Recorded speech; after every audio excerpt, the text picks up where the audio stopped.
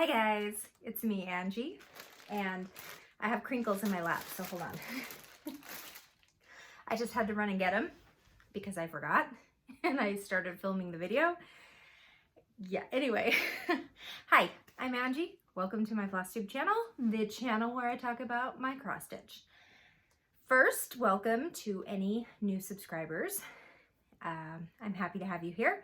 I hope you enjoy what you see, and welcome back to everybody else. I get super excited when I see repeat comments from people because it means that you keep watching me, which means I must be doing something right. For those of you who are new, this is basically just kind of a hobby because it's fun and I enjoy sharing what I'm doing with other people who have a similar interest. I'm not trying to be, it's just a fun thing. I started doing this when my husband was deployed. He's since returned, but it was just a way to kind of give me something to do. So as long as I'm having fun, I will continue the channel. If it stops being fun, then I'll probably stop filming, but so far that hasn't been a problem. I usually post once a week. However, being the summer, I have switched to about twice a month. Lots of stuff to share. Some kind of exciting big news. Talk about that towards the end. So if you want to stick around till the end, I'll get into it then. It is August 1st. I have my stats for the month of July, which are surprisingly better than I thought they'd be. So I figured I'd go ahead and just start with the stats, what I did in July, and then I will move on to acquisitions, and then we'll talk stitching, and then any personal stuff that I decide to share. So let's get started. In July,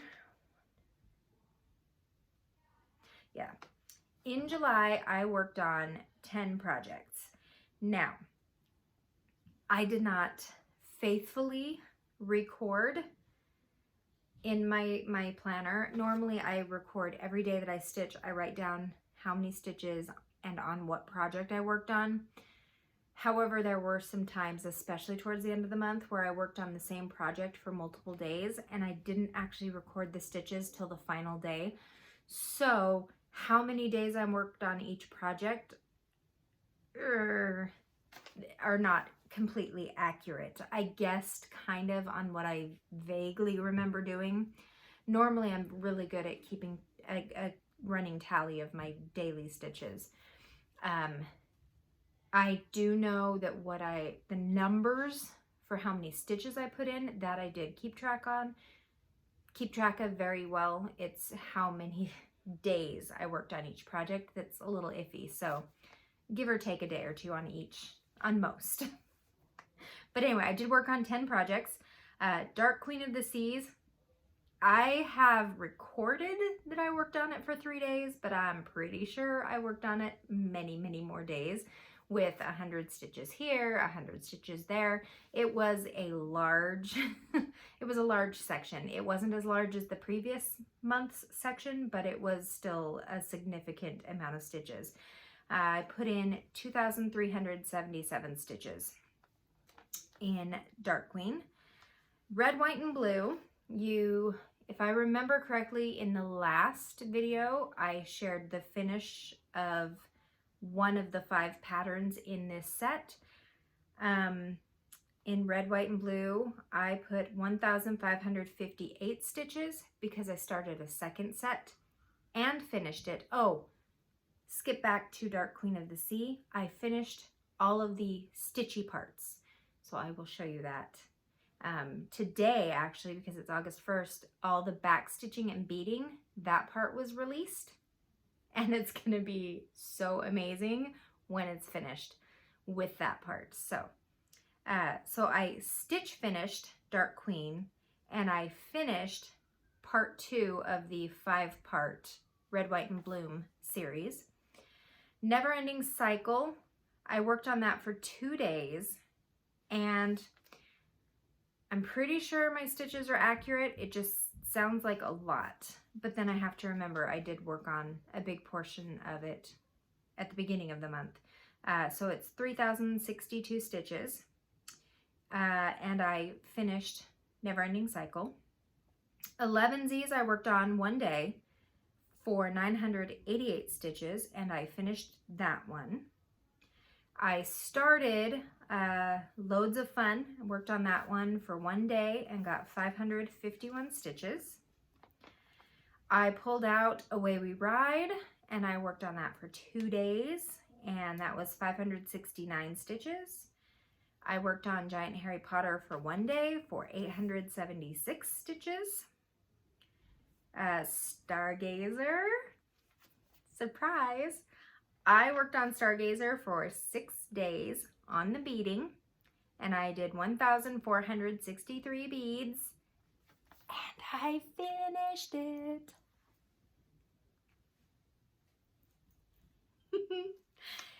Middle Earth, I worked on one day for 1,000 stitches, and Garden Prelude, I worked on for one day for 391 stitches.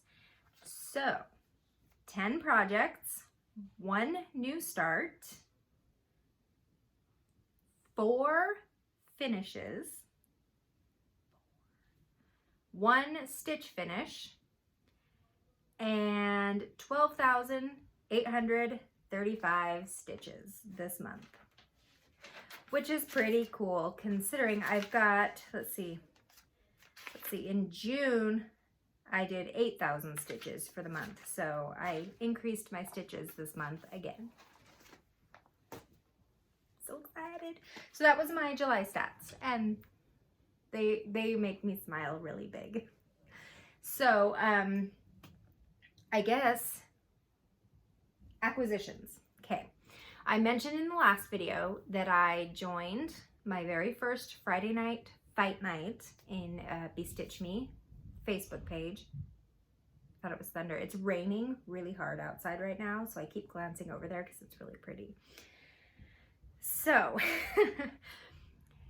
my understanding of Friday Night Fight Night is she posts in the albums section of the Facebook page just for that night at a specific time, 18 count Ada, 16 count, 14 count, 22 count, then Joblins, Luganas, and linens. And she'll have a certain kinds of fabrics and different colors and stuff. And you have to go through and you have to be able to be the first person to comment on one of the pictures, me please. And then if you're the first person, then you are sent an invoice to purchase the fabric. So I went through and thinking that I had to be really fast. I just picked a bunch of colors and just said, me please, me please, me please. And then I went through later to find all my comments to like remove ones if I decided I didn't want them. And I was pretty sure that I was the first on 2. Turns out I was the first on 4. So, and unfortunately, 3 of the 4 are the same color. Because I was not very discriminating in my choices. And I'm sorry for the crinkles. I have not actually opened them. So the first one that I got, it's a 32 count Opal Lugana. Okay, hold on. I'm going to take these all out of the packaging because crinkles. So hold on a sec. Okay, I've got them out of the packaging now. At least 3 of them, because the 4th one, I'll tell you why. Okay, so this is an Opal Lugana, and I really, really like Lugana. And can you see the iridescence in there? There you go. There you go. Isn't that pretty? I picked these up with absolutely 0 plans for what I'm going to do with this, but, I mean, this is a nice tan colored fabric.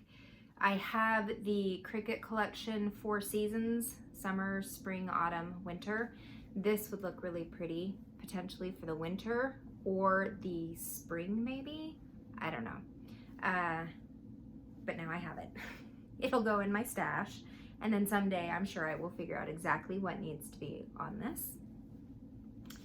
Okay, I got a 32 count Lugana in the color Flamingo, which is this really pretty pink. This I think would also work really well with spring for the Cricut collection. Also, if you remember, I have the Roses of Provence pattern that I hand dyed some fabric for. This could potentially work for that instead. The pink is really bright though, so I don't know if it would blend too much with the pink in that dress. But it's a thought, so I thought I'd, maybe look at it. Now, this is a 28 count Jobelin, and I've never used Jobelin before. It is also in the color Flamingo, and if you're new to cross stitch, you'll learn that dyes, you could dye several different types of fabric the same color and they'll come out looking different. So this is the Lugana and this is the Jobelin. In person, the Jobelin is just a titch darker, and I feel like it's a little pinker, like a little deeper of a pink on the Jobelin, and then the Lugana is just a little bit lighter. I also picked up a 22 count Ada. This one's 18 by 21, also in Flamingo.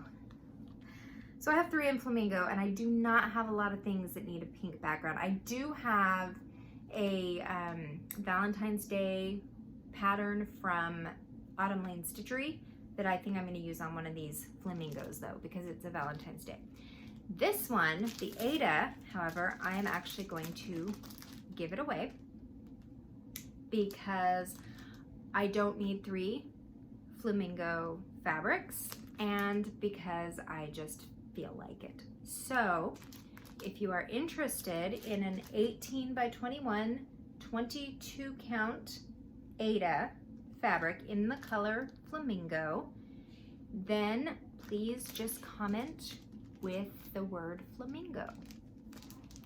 And by my next video, I will have done the number picker, comment picker, and I will ship it to you.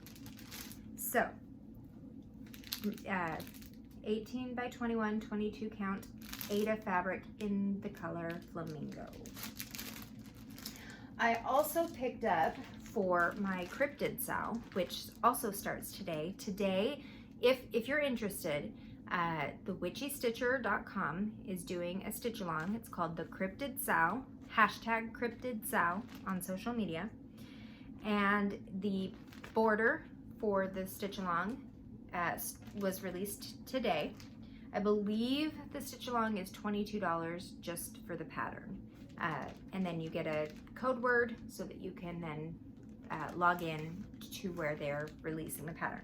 So I picked up, I'm pretty sure this is the size I needed, a 32 count Platinum Lugana, because they said anything in neutral tones is really good for the color.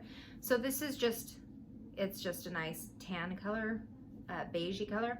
I am going to probably stick this in some dye and add some splotchy browns so it looks kind of like an old world map maybe.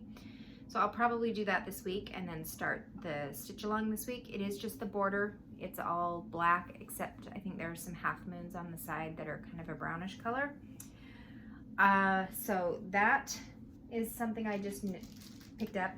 And then this last Friday Night Fight Night was on again, and I am pretty sure I'm going to be getting another 4 fabrics soon because I really liked the colors.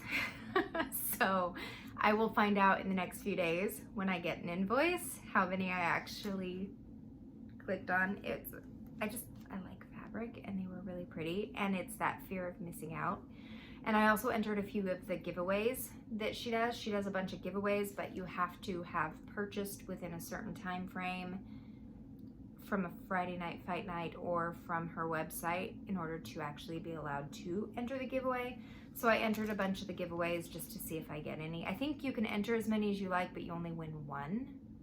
I don't remember the rules exactly, so hopefully I didn't disqualify myself. But So there's that. And then because I'm doing the Witchy Stitch Along, and they need like 9 skeins of DMC 310. So I went ahead and ordered a cone of 310. So when that gets here, I'll show it off. I've never had a cone of fabric before. So that was my acquisitions. I don't buy a lot. I mean, if you go back through and see, I don't actually do a lot of purchasing.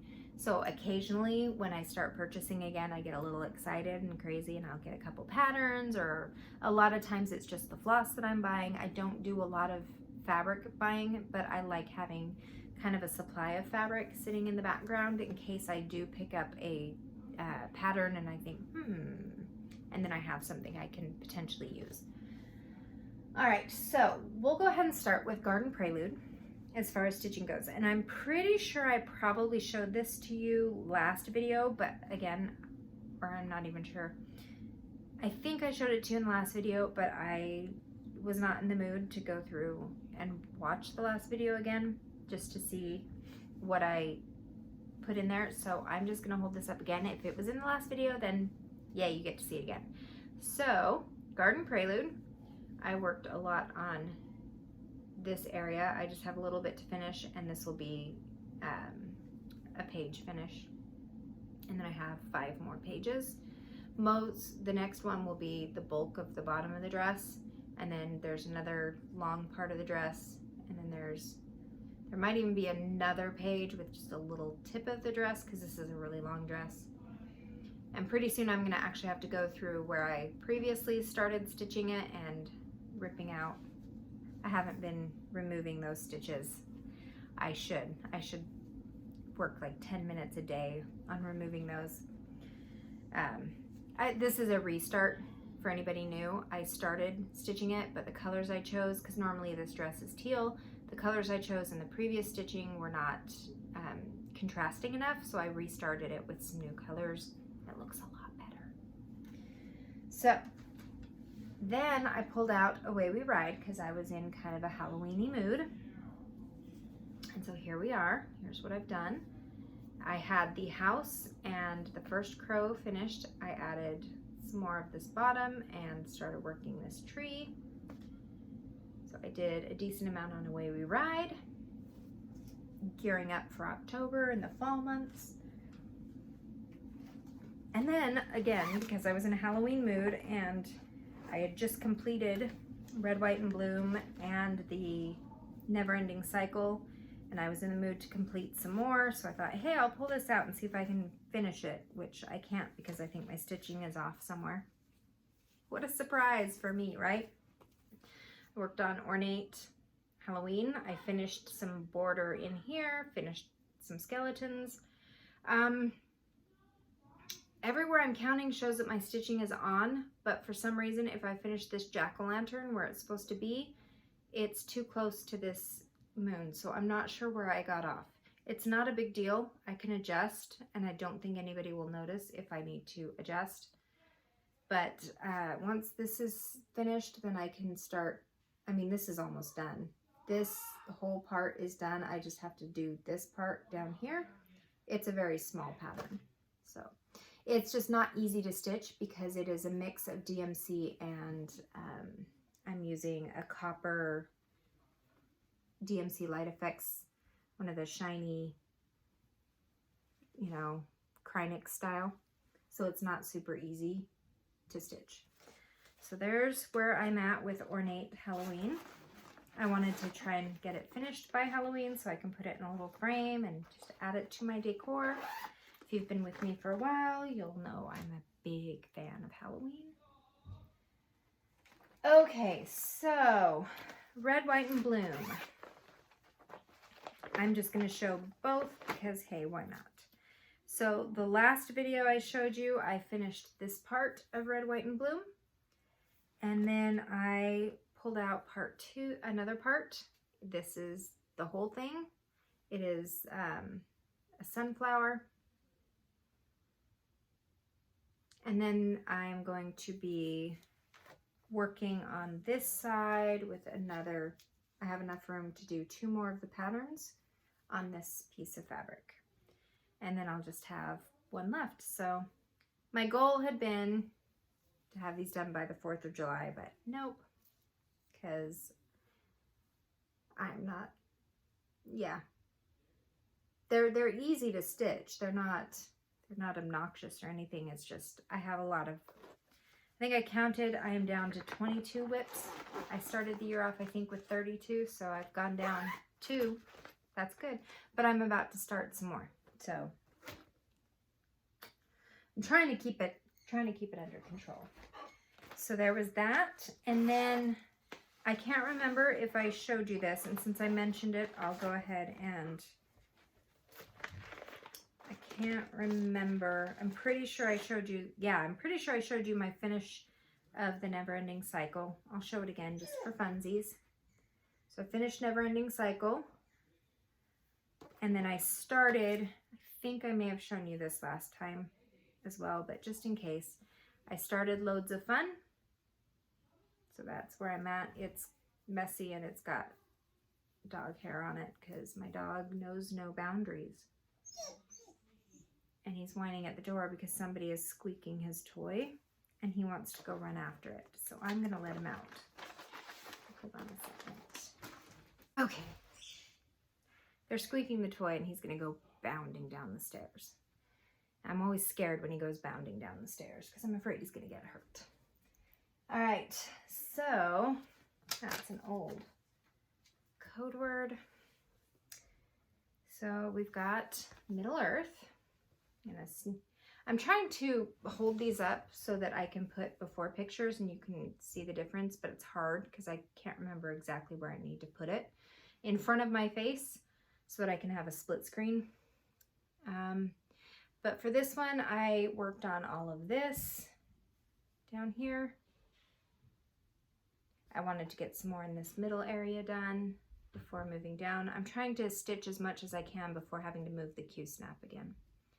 So there we are with Middle Earth. It's looking so good. I love this. I haven't worked on it much this summer because I was in a heavy confetti area and that was annoying me, so I opted out of that. All right. I worked on Giant Harry Potter. Before I had outlines of some of this stuff, I finished all the words, started Hagrid, filled all this in, and I'm at the bottom half, so I'm just trying to work the bottom half. See if I can't get this done before the end of the year. That would be nice. So that's where I am with Giant Harry Potter. All right, you guys. Here is my stitch finish of Dark Queen of the Sea. And then I have all my beads and all my fancy flosses in here because the next part released today. And so I'm going to work on that while continuing to watch the Olympics today. I'm shaking her out because she is not ironed. I'm going to iron her before I start beading. And then we'll see how nice she stays. But here she is, you guys. You guys, isn't she pretty? I love it. I love it, I love it, I love it. And there is a ton of back stitching. I didn't think there was going to be that much, but I was wrong. There's a ton of back stitching. I'm not even going to give you a hint. If you are working on this currently, you'll know what I'm talking about. If you're not, you'll just have to wait till next month to see. There's a ton of back stitching, a bunch of beading, a bunch of treasure braid stuff going on. So she's going to be even more spectacular the next time you see her. But stitchy finished, done. All right, now I'm going to show you, and then I'm going to take and insert some video, hopefully where I can show you the, well, we'll see. We'll see. I don't know how well she's going to show up on camera because unfortunately on video, shiny, sparkly, it does not always show up very well. And it's very frustrating because it's so pretty and you really want to show how pretty it is. This is my first ever Mirabilia. It's the first one I started. Obviously the first one I finished. I have not ironed this because I don't know what you're supposed to do, okay?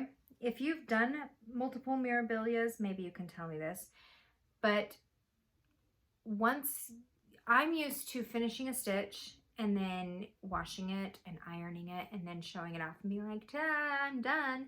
But this has beads, and I assume the beads will melt under the heat of an iron. And not only that, I don't want to iron over beads. So I'm not exactly sure what I'm supposed to do to get the fabric nice and taut, or if it's just one of those things where I iron the outside edges and then hope that the framer uses a nice good sticky mat board to mount it so that it's nice and solid. But you guys, here she is. Here she is in all of her beautiful beaded glory. I'm sorry that you can see my arm behind her. I think I'm gonna try and layer it down and like go over it with the camera. So where I started at the beginning, when I started her this month, I'd done most of this beading here, and I'd done a little bit of this. So I finished all of the white on her dress. I finished all this. I think some of it is a little off. And then I added all of these. I actually ran out of beads. I bought the required amount on the pattern, so I'm pretty sure I was off on some of these clear ones because I ran out of the clear ones. So there's a mixture of clear ones and then kind of clear bluish ones. There's a little stitching up here, and then there's these big mother beads here, and yeah. So let me lay her down and see if I can get better view of her. Okay, unfortunately the lighting is not going to show you how sparkly some of these beads are, but I'm just going to kind of go so you can kind of see the curlicues. I was pretty sure there were supposed to be some beads in here and in here, but when I look at the pattern, there are no beads there, so I either skipped some stitches or something. So I'm either going to put some, I don't know, I might just go in and fill those in, or I might just leave it. It doesn't bother me. It doesn't look funny.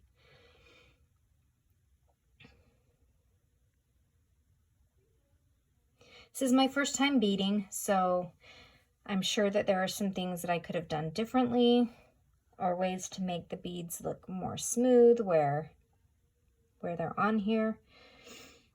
But I really like how this turned out, and I love that I chose this fabric. Okay, so what I was saying is I really, really, really love this fabric choice because, I mean, come on. She looks like she's in the heavens, right? She looks like she is out in the galaxy sending her hope and prayers up, and it's just very hopeful looking to me. And it looks magnificent. It looks so good. She's done, you guys. She's done. My husband took one look at it and said, wow, that looks really good. That's special. He said, you need to get that framed, and you need to get that framed nicely, which I think is code for spend whatever you need to on it because it's worth it. That's what I think it means. I'm pretty sure that's what it means because my husband's the kind of guy that he's like, if you're going to spend money on something, you better make sure it's worth it. So she's done. She's done. So excited. All right. That's it for stitching. That's everything that I think I've stitched since the last time we chatted. So I'm just double checking.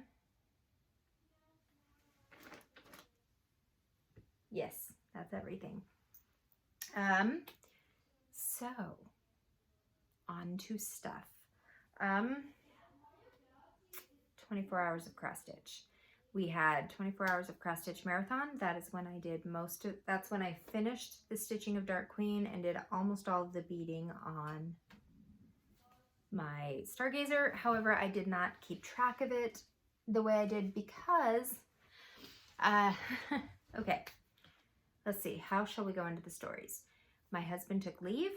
So we were taking 2 weeks to kind of have vacation time, which we did a little bit of it. But my daughter flew back to Texas so she could go spend that time with her friends. So she left to go with her friends, and for something for my other daughter fun to do, we went ahead and dyed her hair red, like Ariel red. I am a licensed cosmetologist, so I'm able to get some of the things, and I kind of know what I'm doing. It's been many years since I worked in a salon, but I try to work on my family to keep my skills sharp. So we dyed her hair red, and she went downstairs to shower, and I told her she needed to do extra long to make sure that she doesn't have red coming out of her hair in the water still. She left the shower to find out her entire room is flooded. Turns out for several months, a part on the shower had broken, and every time one of my 2 children that are in the basement would shower, half the water would go in the tub and half the water would go in the walls. But they never showered long enough for it to flood my daughter's room until she showered. So we went in, and the bathroom wall and her closet wall connect, and we opened her closet because she doesn't use her closet, and the smell was atrocious, and we pulled some of the storage bins that she stores in there out, and mold going up the sheetrock. Here's a picture. So that happened right at the beginning of 24 hours of cross stitch, and our landlord was really amazing, and he had somebody in the very next day. They fixed the shower. Thank heavens they only had to rip out about half of the drywall, just above where, like a couple inches above where the mold was. The bathroom walls were fine. I think that it was angled enough that the water didn't soak into the sheetrock in the bathroom. It was just her closet. They pulled out the carpeting that was on the closet, put down waterproof Pergo. They put down waterproof, mold resistant, not waterproof, but mold resistant sheetrock where they had to replace it. They fixed the shower, so it's working just fine. Unfortunately, my daughter, who is a budding artist, and she is amazing, you guys, she's really talented. I'm trying to convince her to start doing some random designs that she could then translate into cross stitch.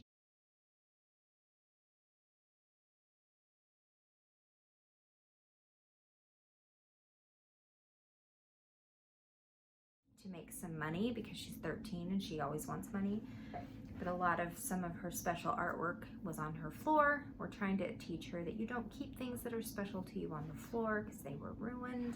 She was heartbroken, but life lessons sometimes are hard. So we had that happen. We had wanted, you guys, we'd wanted to go and explore Virginia, but my dog, we rescued him at the start of the pandemic. And so for the last year, he has never been away from us. And I just could not bring myself to just randomly find some place to board him for multiple days. We're pretty sure he was an abandoned dog. We didn't want him to feel abandoned again. We did, however, find out that just around the corner, right across the street from our vet, is a dog boarder, doggy daycare. So they do both. They do doggy daycare and dog boarding. So we had him evaluated, which means we took him in for 4 hours on one day when we went to go just run errands around town. And they would evaluate him and determine whether or not they would accept him for doggy daycare, which is like from 6 in the morning to 7:30 at night, or future boarding. Turns out he did great. He was really shy, so he kind of stood off in the corner. They had webcams so we could, watch how he was doing. They said he was very, very friendly. He wasn't afraid of the other dogs. He was just nervous because it's his first time there, and they said that's usual with new dogs. And so then the very next day, we took him back for an entire day of doggy daycare so we could go to a place called Luray Caverns. It's a stalactite, stalagmite underground cavern system. We've been to 2 previously when we lived in Okinawa. They have a set of caverns called Gyokosendo Caves. Gorgeous, very long, beautiful, beautiful. And then we went to Carlsbad Caverns in New Mexico. When we lived in Texas, we went there. Also very, very beautiful. I think I mentioned this. We hiked down it and the elevator was broken and we had to hike back up, and it was really intense. This one, it's a down hike and an up hike back. It's about a mile and a quarter all the way around, so it's not super big. And they did it in such a way that it wasn't really hard to hike down or up. It was very gradual. It was beautiful. It wasn't as amazing as I'd say the other caverns were, but it was a really nice day. We also did a hedge maze. It's the first time I've actually done a hedge maze that was really done well. My kids ran through ahead of me and my husband, and they had fun, and they had misters coming out of the bushes, which was really nice because it was a super hot day. We finally made our way through it. It took us about 45 minutes to kind of get through it and everything. We definitely did not see the whole part of the maze. We just sort of wandered until we found an exit. They had what they called a ropes course, which I thought was swinging and ziplining through the trees. It is not. It was a giant metal structure that the kids would be in a harness, and they'd hook a rope up to a system where they just dragged the rope and they could walk along obstacles. The kids thought it was fun. My youngest is kind of afraid of heights, so he had a hard time with that one. He still tried. We were proud of him for trying, so we did that. They had an old car museum and an old toy museum and some other things, but at that point we were hungry, so we drove home, got some pizza, picked up the dog. He was a lot friendlier with the other dogs. On day 2, they said he kind of joined in a little bit more, didn't hide away.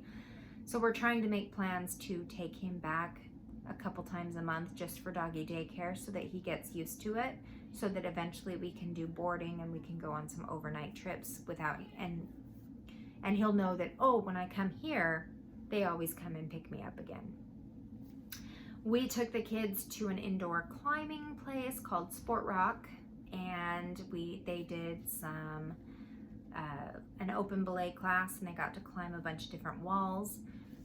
So they had a lot of fun with that. We were gonna do some bike rides, but the mold issue happened in the closet. We did a big shopping spree with my kids for some school clothes. We ate out a lot. We did a lot of eating out just for the fun of it. We watched movies. So we didn't go traveling like we thought we would. It was rough. My husband, even though he was on leave, ended up still having to do a little bit of work. And so there's that. And then, it was fun. It was great. We picked up my daughter, so she's home again. She had a great time in Texas. I was so happy she got to go back and visit her friends. And we've got about 3 weeks left before school starts. However, my husband is now back to working, so we can't really go do much, but I might try and take the kids on a couple more adventures for the last part of summer.